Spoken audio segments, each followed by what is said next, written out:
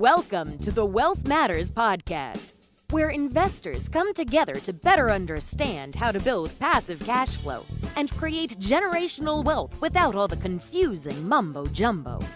Here's your host and co-author of Amazon #1 bestseller, Alpesh Parmar. Welcome to Wealth Matters Podcast, your guide through the intricate world of wealth building, where we peel back the layers of market dynamics and investor behavior. And I try to teach or talk about investments, mainly in alternative world. But I also am focusing a lot to teach kids about money and investing. And this is why I'm working on a book called Growing the Money Tree. It's called Growing the Money Tree. I'm hoping that it will be out. We are hoping to publish it in by May. So, kids can read the book and enjoy, learn more about money and finance and investing during the summer break. So, hope I'll continue to give you guys update on where we are right now. I just received the almost final manuscript, and we are trying to work on the illustrations, or we will, usually when we see those pictures in the book, they are called illustrations or graphics. So we are working on that. I have a team who is developing all the illustrations. So once illustrations are done, we combine them with the manuscript and then send it over to a formatting person, and they will format the book. So that's where we are. I'll continue to provide some updates on what we are up to on the book side. But in today's episode, we are venturing into the fascinating realm of investor psychology and behavioral finance. Why do smart people make irrational financial decisions? How can understanding our psychological biases make us better investors? Stay with us as we uncover the answers backed by science and real-world examples. Investor psychology examines the emotional and cognitive factors that influence our investment decisions. It's where finance meets human psychology, revealing that we are not always the rational actors classical economics assumes us to be. Behavioral finance takes this step further, studying the effects of psychological influences on the financial markets, including patterns of market anomalies that traditional finance theories cannot explain. So that's more about investor psychology. Now we'll talk about the common psychological biases and their impact, right? So let's delve into those. First of overconfidence bias, and I get that. I personally get that all the time. It's the tendency to overestimate our knowledge, underestimate risks, and inflate our ability to control events. Picture this.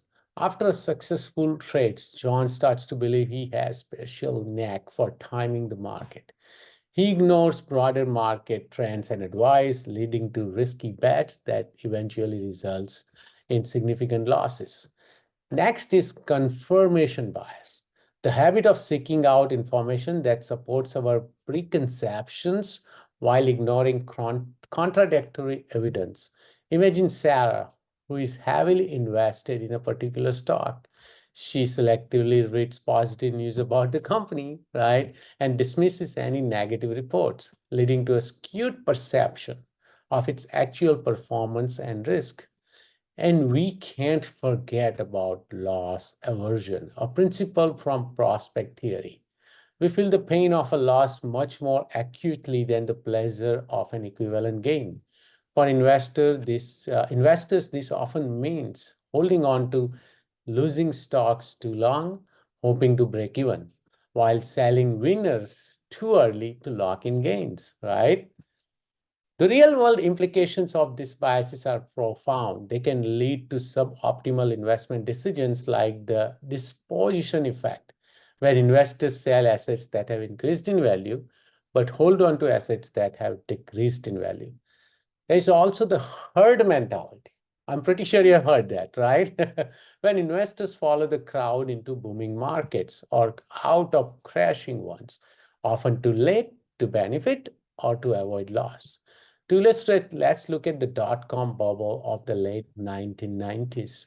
Fueled by overconfidence and herd behavior, investors poured money into internet companies with little regard for traditional valuation matrices. When the bubble burst, many were left with significant losses, highlighting the dangers of letting psychological biases guide investment decisions. And at that time, a lot of people also got out of some of the upcoming internet companies like Amazon and stuff, right? And Apple, and look at what those companies are doing right now, right? So, just keep this in mind. So how can we overcome these biases to make better investment decisions? Awareness is the first step. By recognizing our tendencies toward overconfidence, confirmation bias, and loss aversion, we can begin to question our impulses and decisions. One effective strategy is to establish and adhere to a disciplined investment process.